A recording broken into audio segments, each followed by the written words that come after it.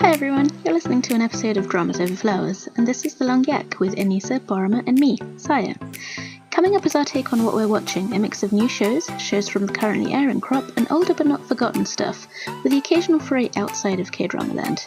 Of course, we promise digressions, disagreements, and an unholy love of bad puns. Very bad, seriously. To be notified of new episodes, don't forget to subscribe wherever you get your podcasts, and come hit us up with your thoughts on Twitter at DramasOverflow, or send us an email at dramasoverflowers@gmail.com. Hop on over to our Patreon page for some fun bonus content. That's at patreon.com/dramasoverflowers, and you can pledge as little as $1 a month, and I promise you that every one of those cents is well and gratefully spent. To our lovely and incomparable Patreon patrons, thank you so much for supporting us. You are seriously helping this podcast happen, and we cannot thank you enough. Transcripts of The Long Yak are available thanks to the untiring efforts of our friend K-Drama Daydreamer, aka Park Seo-joon's biggest fan, whom you should all go follow on Twitter at KDramaGirl1. Check out the episode description for links and the timestamps to help you navigate the episode. Thank you everyone, as always, for listening. Enjoy the episode. Bye.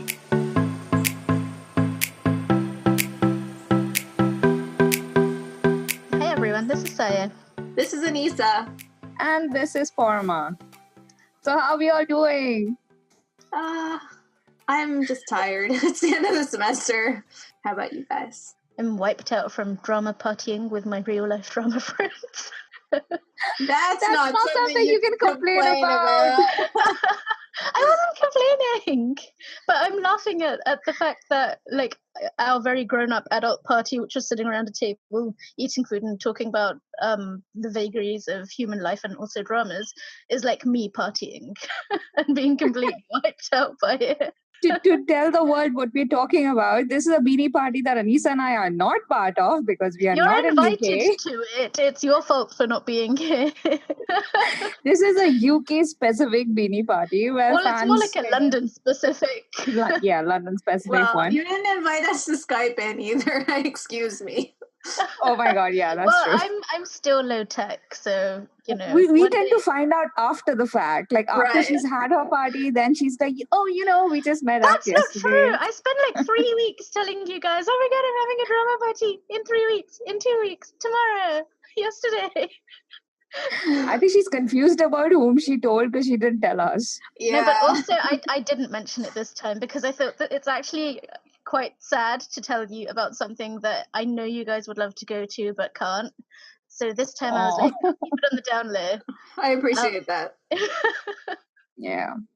Okay, so my week started off great because her private life this week was awesome. And then I watched his Psychometric, which depressed me no end. But then the week kind of like improved. Like the weekend improved because I'm not sure if it actually improved.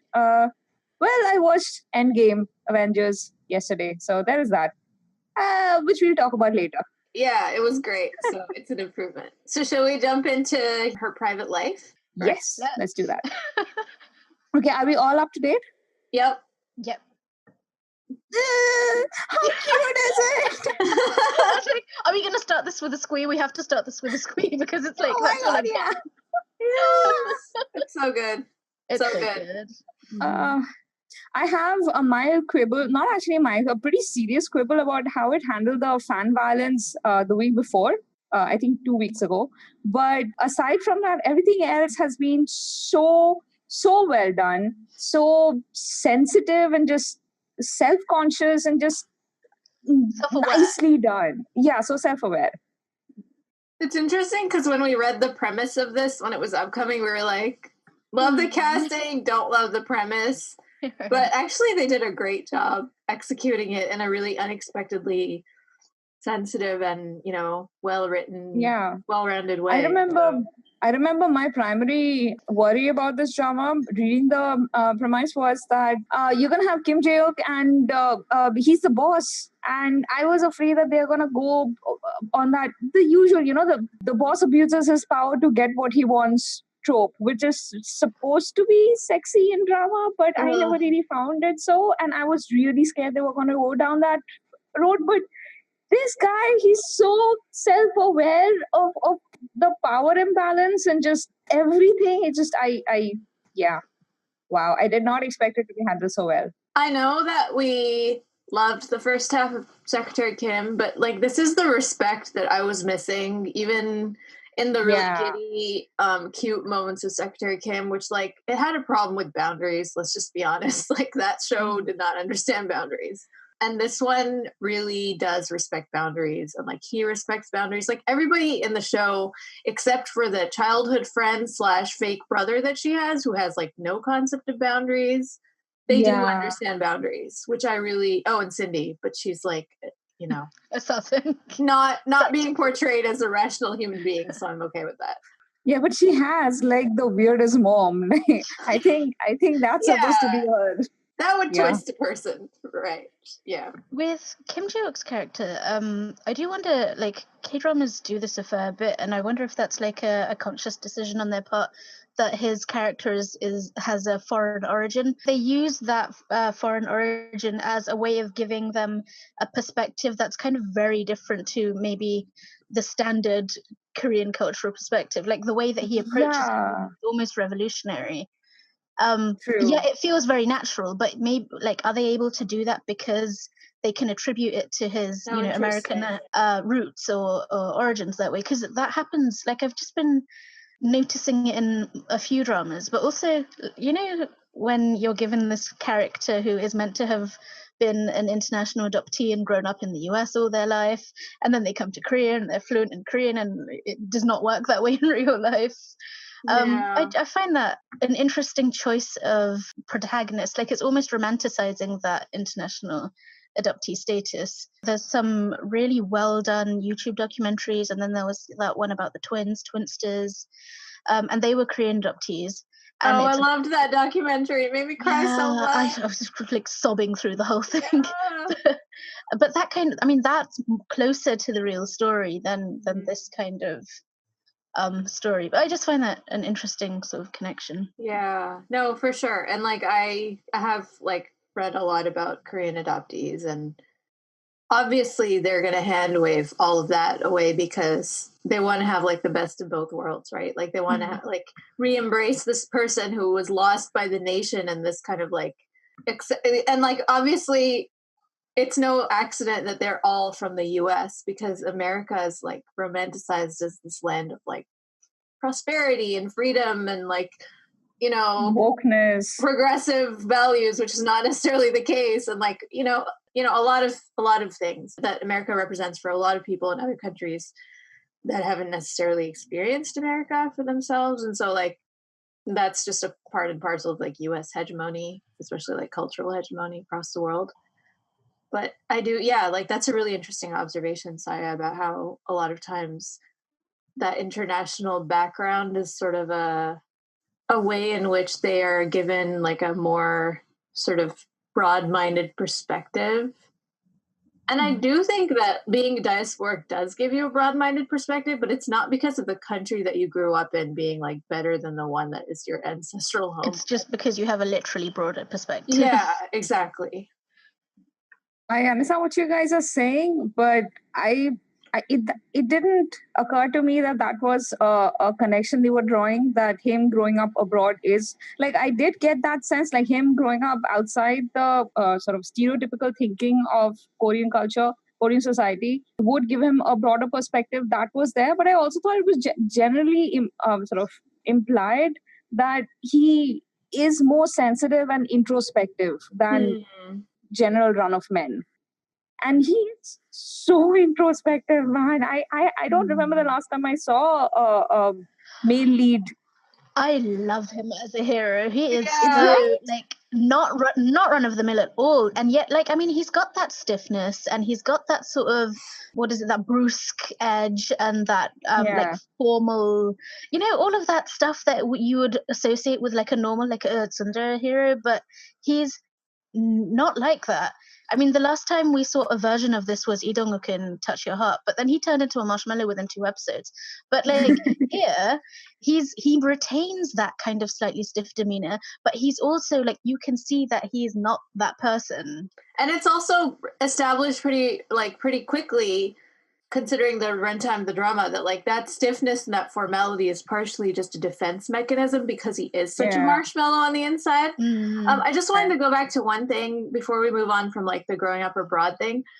I haven't really thought about it in the way that you mentioned, Saya, but like I've felt personally that it tends to be a way in which the writers give him power that comes from somewhere that is outside of Korean society. So like a lot of times, so he's not bound by the hierarchy. Yeah. So when the characters are kind of trapped within a particular like societal structure, or like a company structure, or like a social hierarchy, like being from another place, like from like having grown up in like America or like Germany or whatever, it allows them to kind of buck a lot of the like social expectations and like the sort of like the rigid. Right, like it's being an outsider with status. Yeah, exactly. Right. It's like the same thing with like 30 but 17, where the hero is just basically like just does whatever he wants, and part of that is that he's a genius, but it's also because like, oh, he grew up abroad, like he doesn't, you know, like people the same rules don't apply to you because of exactly. That's interesting point. So it gives them like an additional sort of power that's coming from somewhere outside the structure, which allows them to like do it allows them to do things that maybe a sort of a traditional homegrown hero or heroine wouldn't be able to do. And it's usually a guy because you'd have more inhibitions as well. Yeah. But I would like to point out that Ryan Gold here it understands Korean culture and hierarchy pretty well. He just doesn't care. It's not that he doesn't care. He cares a lot, and he can work within it. Because when that ex director, what's her face? Sorry. I love the actress, by the way. The actress is one of my favorite.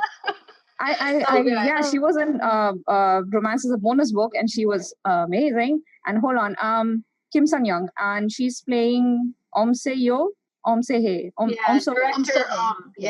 previous director. I'm just going to say director Om. So the ex-director Om, she slaps Sang-duk-mi at one point, and it happens because of a sort of not a straight lie, but something that Ryan says, where he's deliberately trying to misguide director Om to save Dokmi. Actually, he does it for her sake. But then, since director Om misunderstands, she goes and slaps Dokmi, who's a subordinate and therefore can't react. And Ryan sees it, but he doesn't do anything about it either, aside from apologizing to Dokmi later, because he understands hierarchy. That is not something we would tolerate watching in any other. Like, imagine an American show that shows us that. That won't happen, man. That would be a flashpoint. That would be something that you would feel compelled to protest against. Mm-hmm. Do you understand? But since it's shown in the context of a Korean society work culture, where this, like, I'm sure people don't go around slapping their subordinates, but abuse from higher-ups is actually pretty regular. Yeah. I think, that makes sense. But I'm not arguing that these magical unicorn Korean adoptee characters who suddenly like they just like cross the border and they understand Korean perfectly. Like, I'm not arguing that they don't understand Korean culture because they have to in order to function as main characters a lot of times, most of the time. It's just that like being from somewhere else gives them this like get out of jail free card. No, I completely agree with you, but I'm saying in the context of this drama, I don't think Ryan Gold is doing anything here that would be so surprising. You know, like he's not exactly using his get out of jail card. Oh yeah, he's still now not done anything that is so ooh, he's a foreigner, so he's allowed to do that type of thing. It's just he's shown personal integrity and consideration, which especially touched Dokmi. But that's true. Aside from that, even when he like gets one up on director Om, it's because he has like dirt on her that she exactly want to get out. So yeah, that's true. Like, for instance, when director Om sends her daughter Cindy to work for their company, he just swallows it because what's he gonna do? Okay, I'm sorry I like sent us off on this long tangent. I just thought No, I'm saying it's interesting to me that he's flawed that way. Like, he's not the perfect hero who's gonna, like, just because he's a woke, considerate man doesn't mean that he doesn't understand the politics of society. Yeah. So I like that about this character. And having covered Ryan Gold's awesomeness, can we spend a moment talking about the awesomeness of Dokmi? Oh my god. She makes me cringe, but I love her so much. She does not make me cringe. I've never loved her more. I nearly dropped the show by the first episode because it was just like, I can't. This is too. Don't be like this. You know, that level of fangirlingness that I feel embarrassed by. And she's just like, you're a grown woman. You need to stop being this into like an idol or whatever. But yeah, it was so. At least the idol is not jailbait. I don't think. So that's good. Yeah. But it's still. And at least the idol became a character, which actually I didn't expect, and I found that very I'm nice. looking forward to them like getting to know each other and her being like, "Oh, you're just a human like me." Exactly. that would be fun. Yeah. And that would be interesting. I mean, it's clearly set up, and I really like where this is going. It's clearly set up to take this whole that discussion of, you know, will having a relationship that's actually real and meaningful to her, a romantic relationship, will that eventually replace that fandom feeling that she has towards Xian? But I also think is the fandom relationship a stand-in for a real relationship? I find that question interesting. But I don't think that the show is arguing that it's her stand-in for a real relationship, because like her best friend has a husband and a child. And like she still loves Xian and like, you know, it does all the fangirl stuff, like, but like she's permanently disappointed by her husband, and she's like, the only reason she married him is because she got pregnant. I mean, that's true. She says that, but like you can see that they have a lot of affection. I really like, yeah. And like he's never around, so I don't really Well, I'm kind of worried now because you know, the Juyuk that's going in a weird direction. The Alba, yeah, I'm like, why? Like, I feel like if she wasn't married, I would be shipping them. So I don't know where this is going, and I don't know. But I don't know. I mean, I can see you guys have a different perspective on this. But the way they packaged fangirling from the very first episode to me was a bit different. It looked to me, and that's how Dokmi and Sonju talk about Xian, for instance. It's like he's their baby. Like he needs to be protected, and he's precious to them because they have invested so much of their time and energy into sort of protecting his reputation, about talking about him, analyzing his music, everything. Like everything he does, his whole career is something that's based on sort of like at least partly on their effort as well. So he's part of their lives in that, you know, there is so much of them invested into his career. That's how it came across to me, because I didn't understand that level of fangirling either. It seemed very odd to me, and I couldn't see how they could possibly humanize that. But the stratagem they used was to kind of show us through Dokmi's character that you don't need to sexualize him in your mind. Though I'm like I have to say, like, there has to be an aspect of that. Like, I'm sorry, you're not like falling around such a pretty boy. This is not a platonic kind of. It's not a completely platonic thing. But on the other hand, it's not a sexual thing in her mind either, because Dokmi is pretty, like, she's pretty inexperienced as far as romantic relationships are concerned. And as Saya said, that could partly be because this fandom has taken the place of a romantic relationship in her life.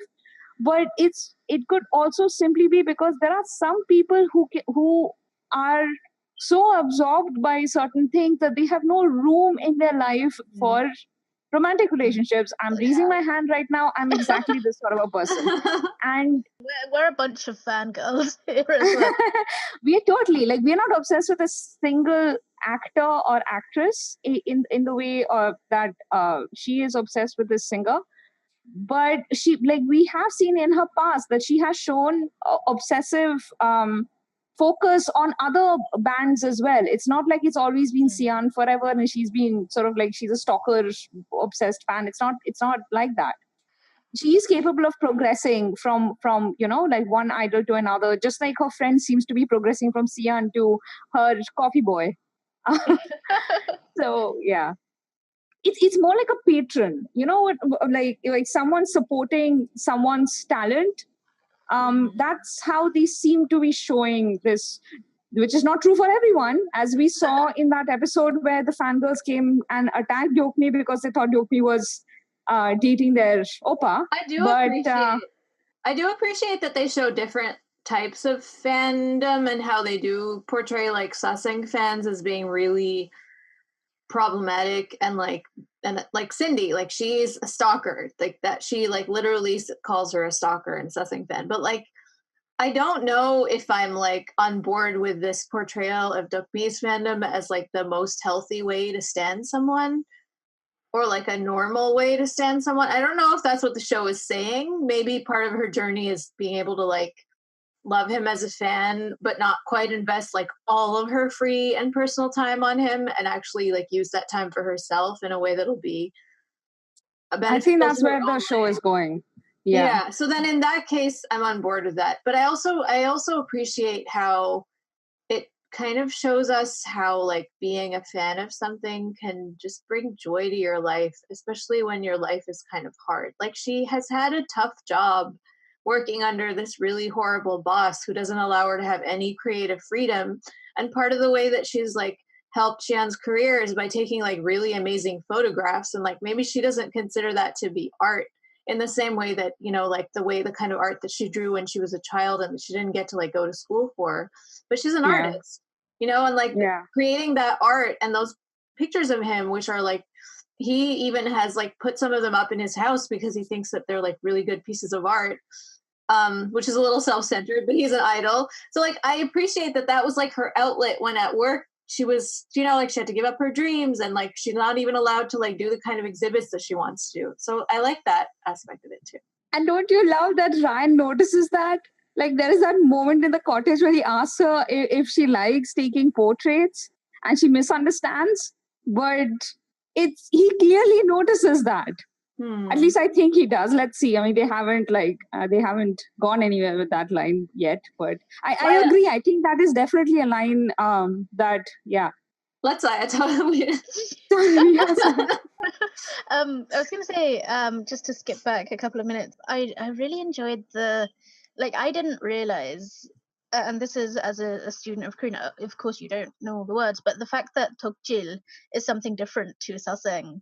I mean, because like in English, I don't think we even have that much variation. We're just like, you know, they're fans or they're like obsessive stalker fans. And it isn't standing like a really new word that just kind of emerged quite recently. But like long before you had standing, you had the word Saseng. But the fact that there is a distinction between Tongmi as a Tokjil, and like what she does is like Tokjiling, it's fangirling, it's not sussing, which is what Cindy does. The other really funny bit that I enjoyed was how she describes everyone else. So, you know, muggles, you're a muggle, you wouldn't understand. That was interesting. That was great. Yeah. But I do agree about the part about Tongmi having this kind of her fangirlness being shown as something that is, you know, supportive in a way, and that whole protectiveness. But it's not just that she has an outlet for herself to do those things, but also it creates a community. Like her website is something that she's created a community of people.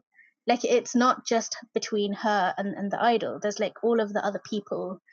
I mean, it's kind of like us and Drama Beans, I guess. It's like you love your dramas, but you need your people. And she has that as well, which I really enjoy. And I really like how Ryan has gotten himself in there. Because my God. When you were watching the promos and he's like, how do you become a fanboy? And I was like, how is this story ever going to happen? I don't understand.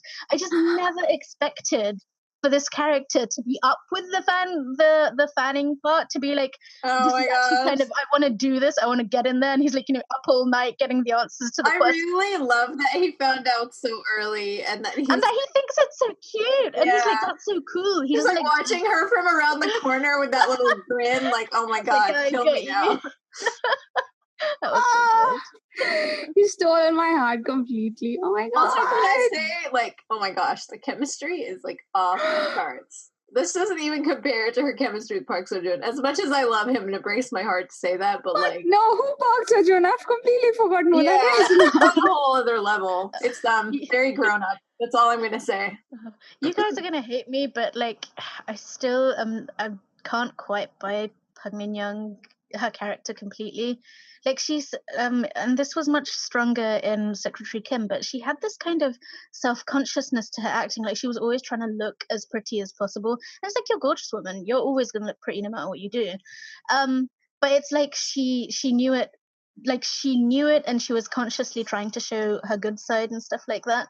And like she doesn't quite let go enough to get fully into the character, and I feel like she's still got that in this role as well. I kind of know what you mean. I think I felt it a lot more in Secretary Kim, especially like closer to the end of the drama, where she like doesn't let go of her professional facade ever, even in it's like personal moments. Yeah, like a veneer of perfection which feels fake. But I feel like in this drama she only has that face on at work. Personally, I think that when in her like non-work times, she kind of even at not at work, like at work or not at work. I agree with Saya when it comes to Secretary Kim. Even if she was making faces, she was looking gorgeous. Yeah, I mean, there was no bad angle in that drama. Like I took so many screenshots during the airing of that drama, and I never got a bad face, and this has never happened. Like how do you take like hundreds of screenshots and get not a single weird face? But I never got one. I'm comparing her to my favorite version of her, which is her character in Healer, which was so completely like utterly different. It was like she had thrown out every ounce of self-consciousness, and she was that character. And that's what made me excited about her from everything post Healer, and I've never seen that since. Yeah. So like, I mean, I feel like she is the new queen of rom-com right now. She's like ruling it.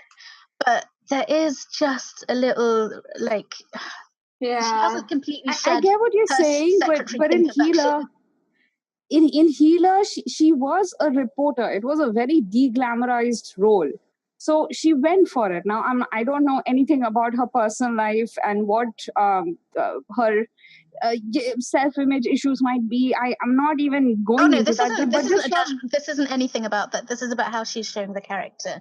Okay, yeah. So in that, if it's just about the character, then her character here is glamorous. Like one of the reasons you get picked for a position of a curator is not because you have immense knowledge of arts, which you need, but also because you're pretty. And have you ever seen a curator of a gallery who's not women's jobs? That's actually true. But you know what? Especially in a place like Korea, we've seen this repeatedly. Like where you have to apply for jobs with your headshot. So exactly.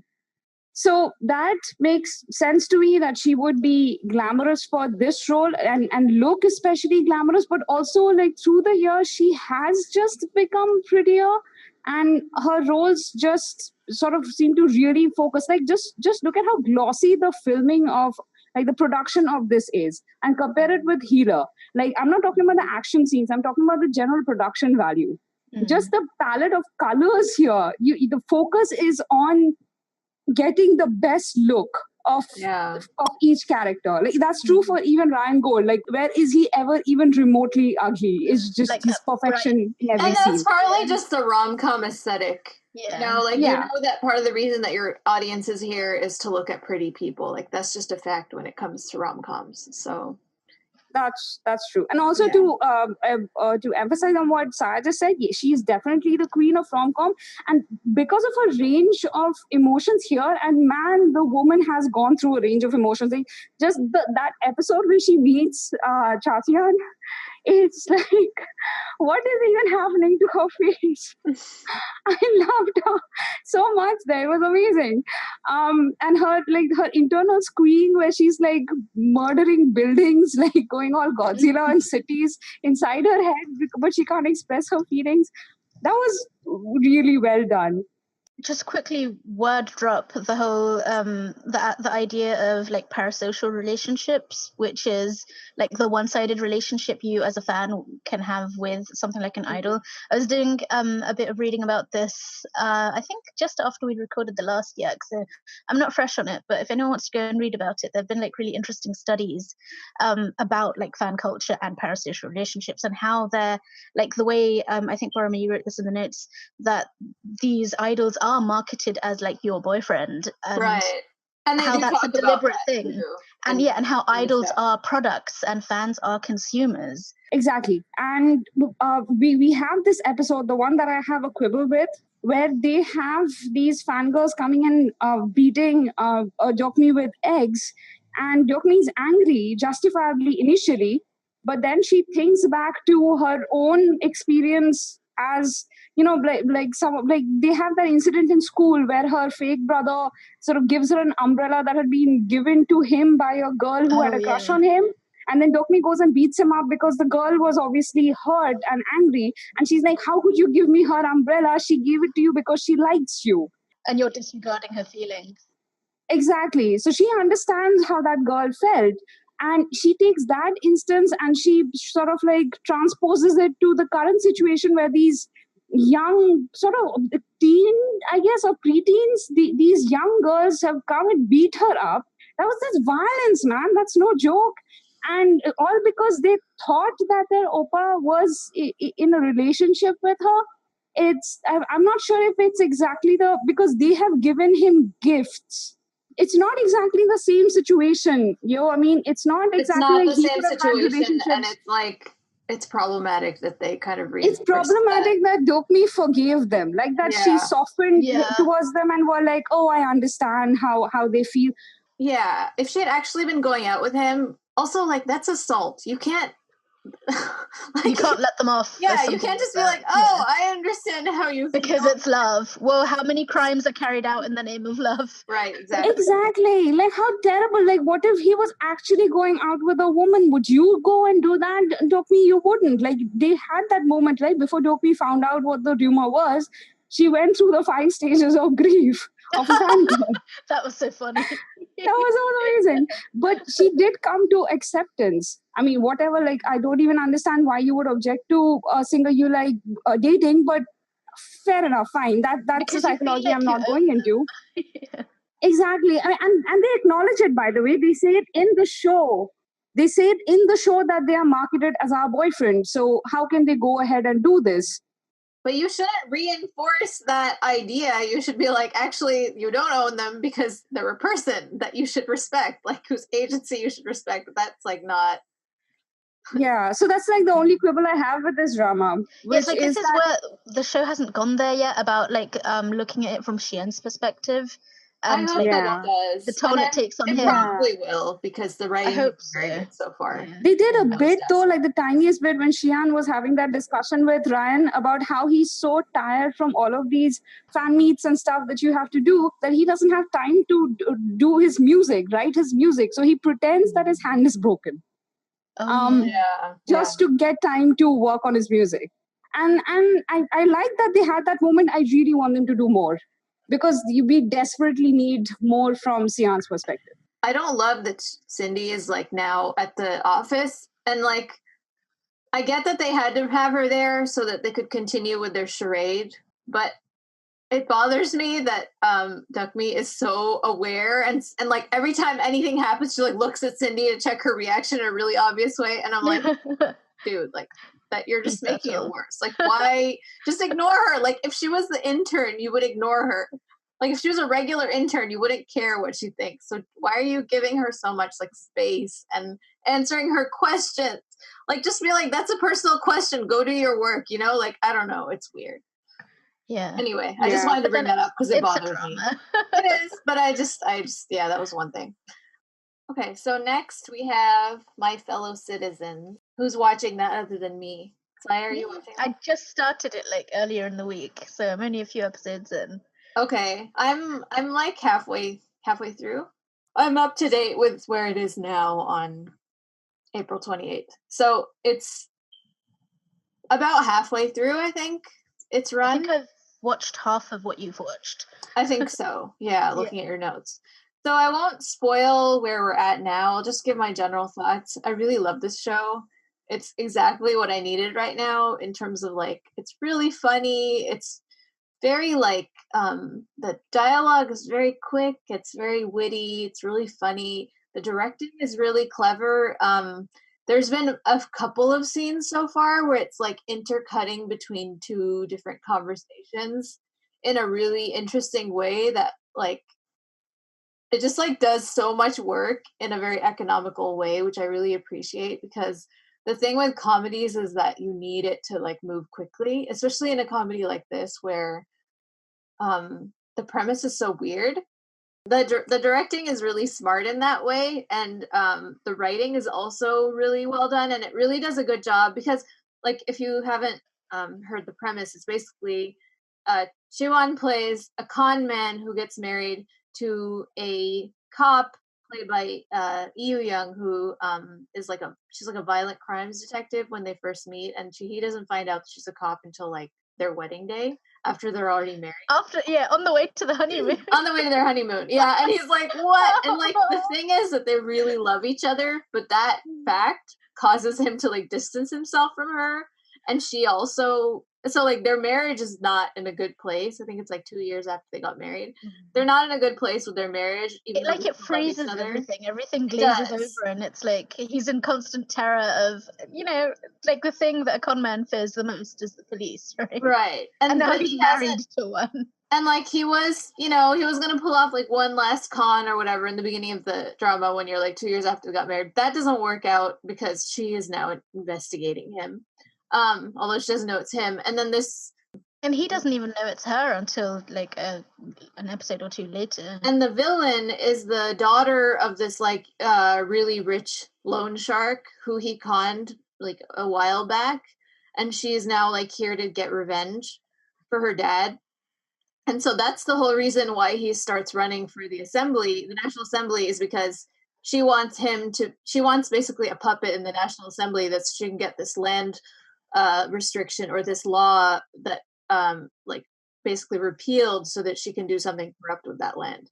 And so that's her whole motivation. She basically is like, I'll kill you and I'll kill your wife. So now he has to run for office, even though he has no interest in running for office. And it's just so funny. Like there's so many aspects of it that are hilarious, including like, like the what's her name?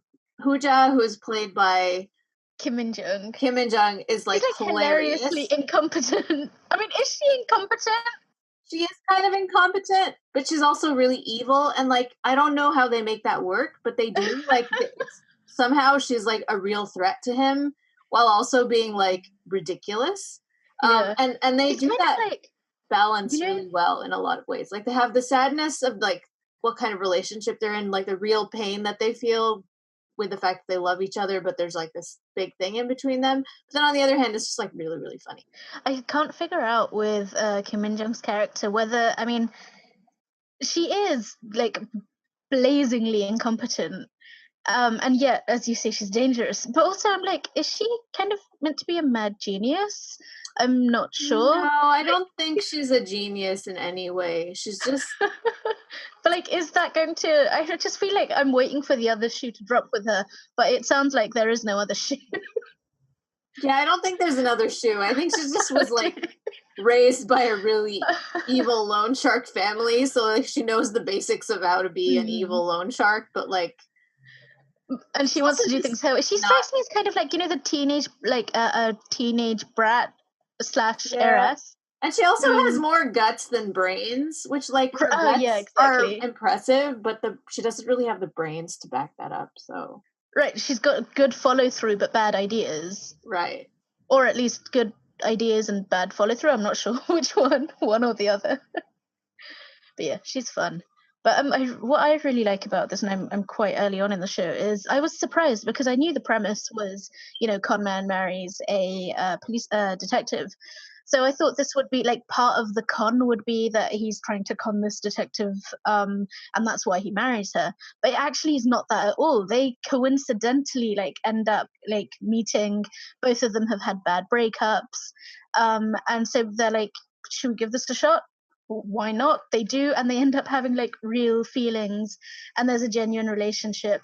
And then I love their whole meet cute and their love falling in love. Like it's so well done. Like everything is so well done in this show. And like you ship them so hot, like you're really, really rooting for them. And like I feel like you can see the possibility for where they can meet in the middle of of all of this. I mean, like between his like highly illegal activities and her like law enforcement activities, there is a space for them to meet in the middle still. I hope so. I mean, things have gotten more complicated after at the point that I'm at, but I'm still really rooting for them to work out, because the fact that their relationship is so real and it feels so real.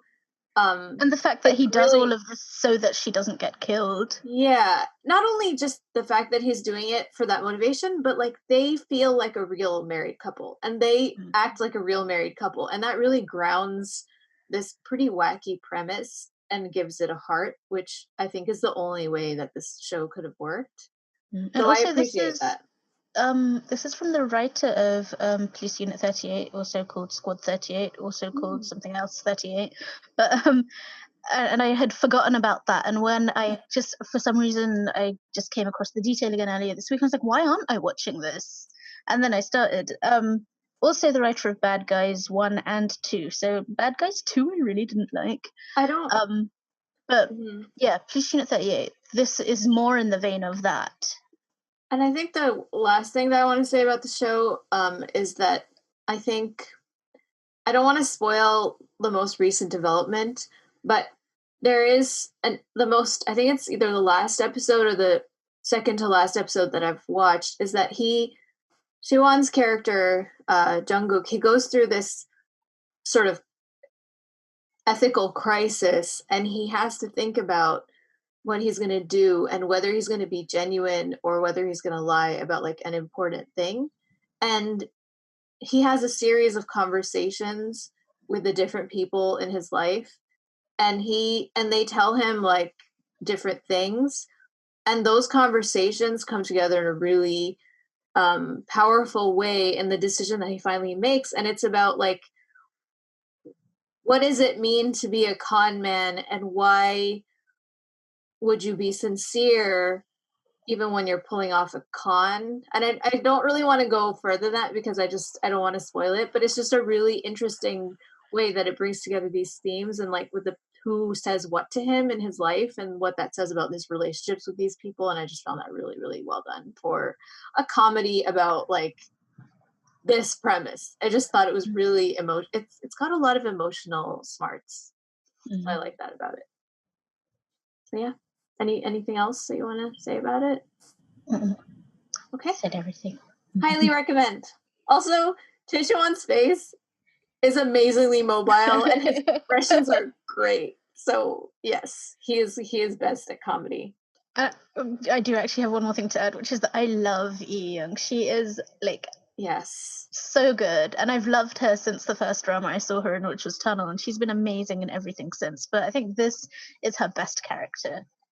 I've only seen her in Your Honor, but she's so different in this, and she's so good. She's such a badass. Like it's great. She's so badass. I love it. Yeah. That dragging that baseball bat. That whole sequence of events was amazing. Yeah. So good. So good. All right. Saya, I think you're the only one watching Beautiful World. That's another new show, right? Mm-hmm. And I was actually a little bit not quite right about this last month when I was like, oh, Nandaram is headlining a show. He's not headlining the show, but he is like the central character at the heart of everything that's happening in the show. Not quite the same thing, but still.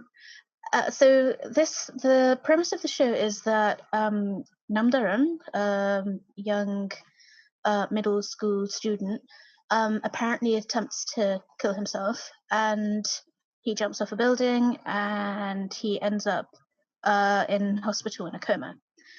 So this sets off an entire chain of events, why did he do that? What led to, and initially they try to wrap this up as just a simple suicide, but his mum just cannot understand why her cheerful, happy kid would kill himself. So she like really starts to dig into it. Chu Hyun is the actress who plays the Namdaram's mum. The Namdaram's character's name is Sona. So Sono's mum is the one who's really driving everything in this story, and it's such a raw, like emotionally brutal and brutalizing watch. I think I watched the first 2 episodes like together back to back, and then when it came to episode 3, I think it took me like a week to watch it 10 minutes at a time. I'm not actually up to date on it. I'm 3 episodes in, but it's so difficult to watch. I mean, you have just this. The family, Sono's family, is so like tight knit and close and warm, and each member of his family is like dealing with this in a different way. So his mum, his dad, and his little sister, they all have to sort of go through this process of trying to understand why their son or their brother would do this. And as things go on, like details come out, like a video emerges and Sono has this group of 4 friends in quote marks, and it turns out, this is mild spoilers, you'll find out very quickly in the first episode, is it turns out that there's video of him being really badly beaten up by them, and they share these in their private chat room. And then when the what is it called, when the authorities are like, they question the friends and stuff, they have to go through this thing of deleting the videos and making sure that they've got their stories straight. And then at one point they're like, isn't this chat room evidence? So there's all of these echoes of stuff that you're seeing that's happening like right now in current affairs. So it feels like it's like consciously riffing on that, but in a completely different context. And then you've just got like the emotions of it, like a mother trying to just, her grief is driving this show, and it's so like unbridled, and she's an amazing character. And then you've got his dad, who's a little bit harder to read, and he's played by Park Hee-sun, who hasn't done a drama for a little while. Oh, I like him though. He's really good. He's really good. So you've got this, it's kind of a transgenerational, is that the right word? Cross-generational story, where you've got stuff that's happening at the adult level, then you've got stuff happening with the kids, and then just you dip a little bit lower in the age to his little sister and all of the stuff that's going on there. And it cuts that, like it cuts the whole thing open of this process of just everything. But it's so hard to watch, but it's also so kind of, I don't know, good is not the right word, but it's like you are gripped the entire time. So the way that the scenes are cut in the shows, or like, how you were saying in My Fellow Citizens, and you said about the way that the conversation was like cut between lots of different people. So there's a lot of cutting between past and present. So you'd have these like memories that other characters have of Sono, and that like sort of cuts in, like it's intercut with stuff that's happened to him in the present day, or the way that they've treated him in certain points. Like there was this one part in, I think, episode 3. So his mum is watching this video. So when she discovers the video for the first time, and it cuts with scenes of like when he was born, and when she's like, holding him for the first time, and all of like these important milestones, the tiny baby milestones, like when he starts crawling, when he first starts saying, God, that sounds really brutal to watch. It really is. And that cuts, like, so in that moment you're watching those baby scenes, and you automatically smile, and that suddenly cuts back to that sort of that violent beating, and it goes back and forth like that, and you're just like in so much pain, and the character is in so much pain, and it's amazing, but it's so hard. And then also like the circle of kids who do this assault, they're 4 very different characters. So you have like the ringleader, you have the one who is sort of beat first, ask questions later, you have the one who is kind of quietly taking orders and not rocking the boat, and you have those, like they're not, like they are kind of archetypes, I guess, but they are also like they're full people. Mm-hmm. And like the most disturbing of them is the silent ringleader, the one who gives orders, the one who's taking the films, but he's never like he doesn't incriminate or implicate himself, so he's very shrewd in that way. And then you see where he gets it from when you see his dad, who is also, I think, the chairman of the board of the school. And there's this really powerfully disturbing scene where they're like, the kids are about to be discovered, and you know, his dad sits him down and he tells him a story. This is what happened. And as he's telling the story, his son's expression is changing, like it's brightening, like he can see a way out. And then by the end of it, he's like, you know, this happy kid, and his mom is sitting opposite him, getting like watching this change, becoming more and more horrified, but at the same time she's still protecting him. And it's like, you know, it's so interesting because you get to go into those emotions of, well, you know, could you really give up your own kid even though, you know, he's a monster or he's becoming one? And there was another show that kind of touched on that, which was is it Sky Castle? No, about your own child being a monster. Why cannot I loved this show until the very end. It was with Lee Young and Kim Young. Oh yeah. Look Out. Starts with an L. Yes, Look yeah. Out. I was like, love something. No, that's not it. Okay, yeah, Look Out. Yeah, I think Look Out did a good job with that until the end. Look Out was much darker. Yeah. Okay. Like way darker than this. Yeah, Look Out was pretty dark. Yeah. But yeah, I mean, that's I don't think I'll watch it, but but thanks for sharing about, you know, how well done. There's just one more thing I want to add to that, is because like there's a little bit of a discussion in fandom about why is it set in middle school rather than high school, because as I'm watching this, I remembered a case that was really, really huge here in the UK, in the, I think it was 93.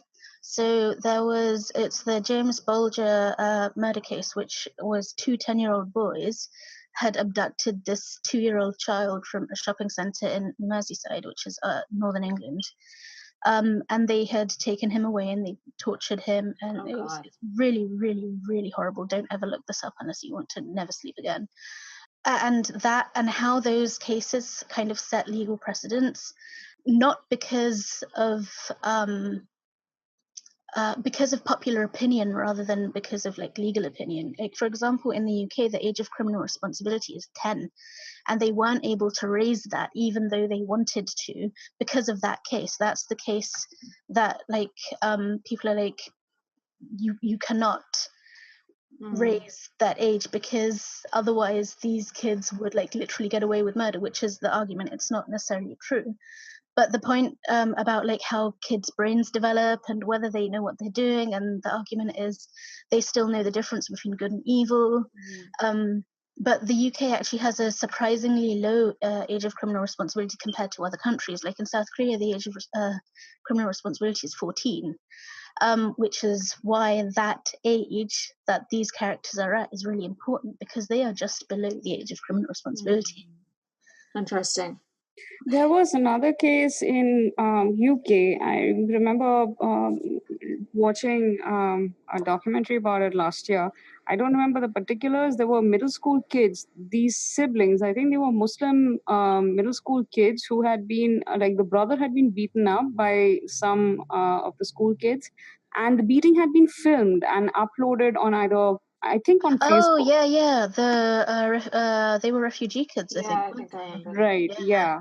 So that actually sounds far more similar to this particular show, because it was the parents who took up the thing to find out like what happened, how it happened, because the school wasn't doing much about it initially. So, yeah. Yeah, didn't get very far if I remember rightly. Yeah, I think they had to change schools. Yeah. But, yeah. Okay, that was cheery. A low note, but let's move on to more murderers in his Psychometric. Yeah. Okay, so you guys are up to date on this? Yep. I only watched one episode. So okay, and how was that for you? Well, like you guys were really highly recommending it in the last yak, so I tried it out, but like it was fine. But I didn't really care that much about anyone in the cast, and I didn't really like, I think a lot of the charm for this show is the main character for a lot of people, but I don't really find him that charming personally. So I just didn't, I don't know. Sorry, like he just didn't capture my interest. and neither did the female lead, or like the young girl who's supposed to be. I like is it Tassum who plays the medical examiner? Like I liked her. She's the detective, right? Yeah, Was that not Tassum? I don't know. She's wearing a white coat in the first few scenes. Oh, okay. Yeah, I just didn't find it that interesting, so I just didn't continue with it. Oh no, yeah, she was the detective, not the detective, right? Okay.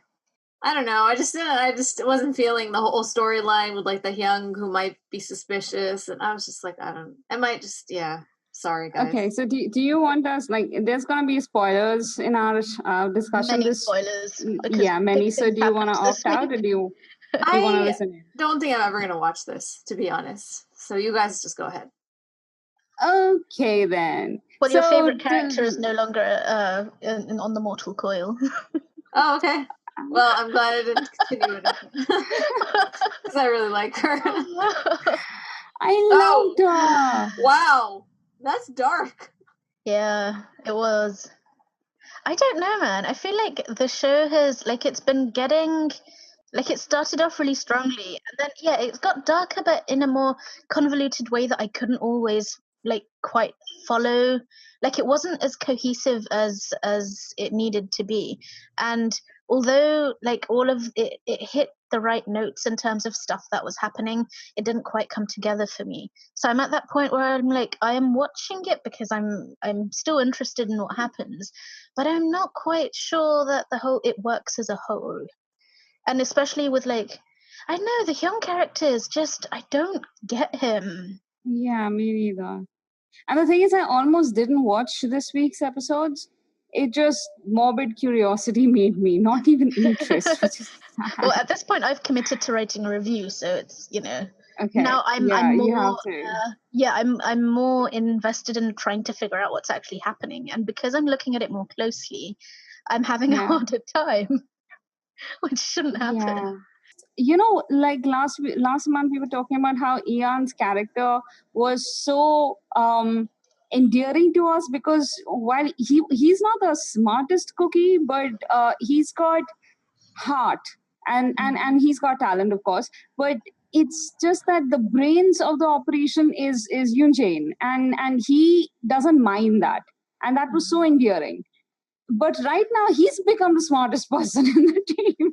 He's solving all the clues. He's figuring out everything. And dude, he's figuring out stuff that you need training to figure out. I'm not even fun anymore. Like, there's no. It's not fun anymore. Yeah. And the things that we loved about those characters, they're just like, they're gone. And you killed Jisoo, and it's still like where we're at now with like Hyung and being brought in for questioning, and I don't what really happened in the Yongsung Up fire, and like did he do it or did he not do it? You just tell me. Since you don't loving it that much anymore, I'll just say, like, I never found the main character to be endearing at all. I just found him to be annoying. Which main character? Like the older brother or the younger one? The young boy. Junior? Oh, yeah. He was cute. I still think he's adorable. And yeah, I do too. I think just the show. He's being so hurt all the time. Like, everything that is happening is just designed to rip him up, and you're like, yeah. But also that it's just that the show, I think, mistook its own genre. It thinks that it's a thriller, whereas it's more a character-driven drama. That's why we like this show, not because of the plot. The plot was never super amazing to begin with. But also, like, you're not in it for the mystery of it. Plot and the whole, like, sort of quote-unquote sci-fi, like, it's just so gimmicky, and like it makes no sense, and it doesn't seem to have any internal logic. Like, even from one episode, like, I didn't get. I thought it did in the beginning. Okay, maybe I feel like being overly picky then. Look, one of the things I like about Korean drama, supernatural stuff, is that there is often no explanation for why supernatural stuff happens. It just does, and then all the characters learn to roll with it, which I'm fine with. That is how I expect supernatural stuff would happen if it happened in real life. There'd be no explanation. Yeah, that's true. So, and it does work a lot of times, but I think sometimes it just doesn't. Absolutely. Like, I was comparing it with I Hear Your Voice last time, and how I like that in this case, like Park Seo and I Hear Your Voice already knew how to use his gift, But in this one, Ian is learning with every episode. That was the best part of this drama. I think the first 10 episodes or so where his talent was getting stronger. But right now, he's just finding out information, the exact information he wants by touching a person. This is just... And it's like it's not even... Like, how could you have gotten all of this entire scene from touching this part of the wall? It doesn't know. No, I mean, any random piece of furniture is giving him like the saga from exactly the date and time that he like wants. A full and unedited reel of video of what happened. Exactly. Like this talent of his should never have had that kind of clarity. It should have always been bits and pieces. Plot device rather than it should always have been a bit more fragmented and a little bit more. But I'm trying not to be disappointed, but I think I low-key am.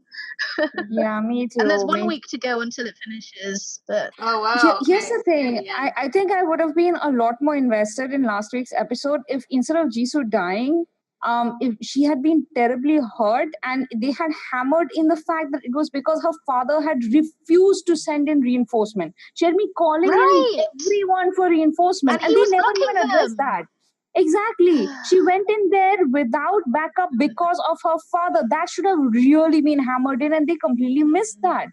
Her father felt guilty, so he was like, "Hey, I'm gonna try and support your investigation. Now you guys go ahead and find out stuff. But once they replace me, you won't be able to go." Like, I don't care. I don't care about your moral. I don't stand right now. Yeah. Ugh. Yeah. Just everything is so, and Yoon Jae-in has been relegated to a side character at this point. I feel like both. What is she even doing? With Yoon Jae-in and with what's his name? Kang Sang-mo? No. Thingy. Ian. They were driving the show to begin with. Yeah. And once the focus went off them, the direction of the show just kind of went wonky. Did you notice that when the focus went off them was exactly the episode where the two of them got together, and after that, exactly, that's exactly it. It's like once you'd got them together, that their role in the story, like the tension that was in the story, was just done, and like the stakes and like everything kind of fell flat after that. It was like up until that moment, everything was great, and then after that, it just was like, yeah. Yeah. Damn. And okay, how do you feel about Kang Sang-mo's arc at this point? The thing is, they have so many interesting elements to his character, but it's become so sort of confused and convoluted that you can't follow it. And if you can't follow it, you can't have emotions about it. And like at this point, I'm like, what even is your game? And do I even care? I'm really frustrated. And, because you're rooting for Hyung to just not be terrible. And like, there's that point where you're just like, oh my God, he did it. And then after that, they're still trying to like give you that, oh, but maybe he didn't. But then the other thing I thought is, as he's sitting in there being questioned by Jane about like his involvement in all of these events, is that maybe this is what his character is trying to achieve, is that he's pointing out that this is the flaw in, like, using himself and perhaps his crimes. He's highlighting how broken the system is. Like, look, I did it. I know I did it, but you can't get me because your system is broken. And like, maybe that's the point he's trying to make. Yeah, I agree completely. I am so confused about what I'm supposed to root for with Kang Sang-mo. On the one hand, they are telling us, on the one hand, they are asking, was he the perpetrator of the original apartment fire? And on the and did he know that there was a assassin going around killing women so that he could steal their ID and give it to his mother? That's one aspect of it. And the other one seems to be, look how Machiavellian he is, that he's getting his revenge and then he's getting away with it because the police can't catch him. So I'm super confused about what I'm supposed to be. It's like, pick one. Anyway, so yeah, that's where we are. We are confused. There are 2 more episodes to go, which we'll watch because I'm a masochist and you have a review to write. Yeah. All right. So yeah, I guess I have my own story of disappointment to share. So I picked up a celebrity on the street because Paroma had recommended it. I don't know if that was like last yak or the yak before. And I watched I started hating it like by episode 2, but I was like, okay, Paroma said this was good, and I really love the actors, so I just like kept watching it, and like I finished episode 4, and then I was like, I can't do this anymore. You watched more than I did. I've only ever watched like an episode and a half. Oh no! I was trusting you. Never trust Paroma when you don't like a show. Just drop it. Oh my god. Okay, so I'm not going to spend a long time on this, but I just want to say, like, okay, the premise, like you talked about the premise before, she accidentally she doesn't accidentally hit him. She hits him thinking that he's her evil boss on the back of the head with her shoe, which, like, seems pretty extreme. But anyway, then she's like, oops, I killed him, but I don't really feel bad, but oh no, what if somebody finds out? So she, like, drags him to her house and tries to figure out, like, ways to dismember the body or, like, to get rid of the body. And then he wakes up just like, oh no, what if he's alive, thank God, but oh no, I'm going to get in trouble. I'll never be able to get married. So she keeps him hostage in her house. First he's tied up, then he tries to escape, so she puts him in chains. Now, oh my God, it's like, it just keeps getting worse and worse. And then, like, he's like, just let me go. I promise I won't report you. But, like, obviously every time he has a chance, he tries to escape because she's holding him hostage and he's a normal human being. But no, she's like, oh, I can't trust you, so I'm not going to let you go. And then she, like, forces him through violence. Like, seriously, like, they established that she's a wrestling, like, genius. So she's also intimidating him using physical violence. And she's beating him up multiple times at this point. It's so abusive and messed up. And then she's like, oh, you have to sign a contract and say that you'll live with me for 3 months so that I can save enough money to, like, escape and immigrate to Vietnam because it's cheaper to live there. And then she's going to let him go so that she can run away. And then he, like, tries to escape, and he, like, gets almost all the way to the police station, and she sees him, and she's like, no. And then she, like, plants one on him because she doesn't want the police to. So now it's like sexual assault too. I just not. And then he, like, goes back with her. I'm like, what is that? And then he's, like, supposedly, like, starting to have feelings for her. I was like, this is the worst. And people in the comments were like, this is a black comedy. If you don't like it, why are you watching it? I was like, no, this is not, like, a black comedy is, like, something that's commenting on society, not, like, embodying all of the worst tropes of an abusive relationship and making them something that you're laughing at and enjoying and rooting for. Like, what the hell? Yes. So, oh my God. I just said I like the actress. I never said I like the drama. Oh no, you led me down the wrong path. Hey, you have to admit that the opening shot was amazing. Like, the opening credits for the first episode. Just watch the opening credits and don't go. Yeah, exactly. That's the part that I was happy about. Okay. I don't know why you entered on that. She trusted you, P. I don't know why. I thought you were, like, smart and interesting and, like, funny and different and, like, yeah. Anyway. Oh no! Shoot. Yeah, I was like, let me. Sorry, and also, it's 10 episodes. I was like, it's something short that I can watch while I have, like, exam or, like, papers to write, and I won't get, like, sucked into, like, a long drama. That was a mistake. Should have just watched Fiery Priest like I was planning to. Which Fiery Priest is a drama that I did start, but I don't want to talk about it right now. I like it, but I don't want to talk about it right now. I know it's been completed. I want to finish watching it, and hopefully I'll talk about it next year. Okay. We can be less fiery and talk about that Fiery Priest. I am feeling fiery right now. Okay. So yeah, that's I guess that's all the drama. Sorry to end on such an angry note, but, like, I needed to vent my feelings about that to somebody. Because I was very upset in so many ways. Yeah. Oh, just a general recommendation. Really? Well, yeah, but you know what? This one you can trust me on. I would, like, lay my life on the line for this, like, because it's generally good. So there is this YouTube channel called Playlist Global. It has short Korean web series. Like, it produces a lot of short Korean web series. And the girl from He's Psychometric, what's her name? The cop girl, not the dead one, the live one. Yunjin, right? So the young cop girl from He's Psychometric, she is in one of the dramas. I mean, I actually looked it up because of her. She's in this drama called 18, which is spelled 18 for some reason. And it's a really good drama, by the way. Just watch it. It's adorable, it's short, and it's really good. And it reminded me a lot of, a bit like Sassy Go-Go and a bit like The Reply 1997. Nice. Because it focuses a lot more on the high school friendship and, the romances and the crushes and the breakups in a very, it's well written. So 18 was good and 17 is also good, but I think 18 is much better written. And there are some other web series in there too, and some of them are more mature. Like they have adult characters and some of them have younger characters. So go to YouTube, watch it for free. They're short dramas, and I'm sure you guys will love it.